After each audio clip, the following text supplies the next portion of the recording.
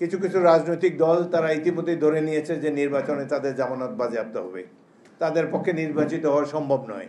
সুতরাং এই নির্বাচনকে বিলম্বিত করার জন্যেই তারা পিআর সিস্টেমের কথা বলে। বাংলাদেশের মানুষ এতদিন যাবৎ ভোটই দিতে পারে নাই। এখন যেহেতু ভোট দেওয়ার সময় এসেছে, একটা সুযোগ এসেছে, আমি মনে করি আগামী নির্বাচনটি বিদ্যমান পদ্ধতিতে, অর্থাৎ এখন যে পদ্ধতি চালু আছে, জনগণের ভোটাররা একজন ব্যক্তিকে বেছে নিতে পারে, সেই ভিত্তিতে নির্বাচন হওয়া উচিত। আমাদের দেশে গ্রামাঞ্চলে এবং বেশিরভাগ মানুষই অতটা সচেতন নয়। যেমন ইভিএমে ভোট দিতে গিয়েও অনেক বিড়ম্বনার সৃষ্টি হয়েছে, ইভিএমকে আমরা বাদ দিয়েছি গণ আন্দোলনের মাধ্যমে।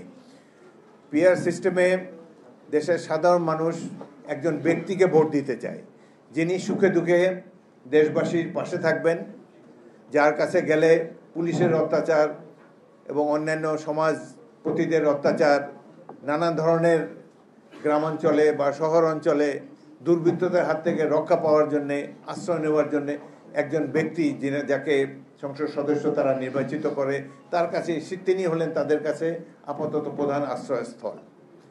জনগণ এখনও এইভাবে সচেতন হয় নাই এবং রাজনৈতিক দলগুলো এতখানি পরিপক্কতার পরিচয় এত বছর দিতে পারে নাই যে কেবলমাত্র প্রতীকে ভোট দিলেই আমাদের সমস্যার সমাধান হবে। আমাদের জনগণ এইভাবে বছরের পর বছর, প্রায় 100 বছর ধরে ভোট দিয়ে অভ্যস্ত একজন ব্যক্তিকে।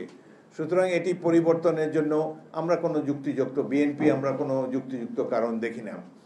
কিছু কিছু রাজনৈতিক দল তারা ইতিমধ্যেই ধরে নিয়েছে যে নির্বাচনে তাদের জামানত বাজেয়াপ্ত হবে, তাদের পক্ষে নির্বাচিত হওয়া সম্ভব নয়।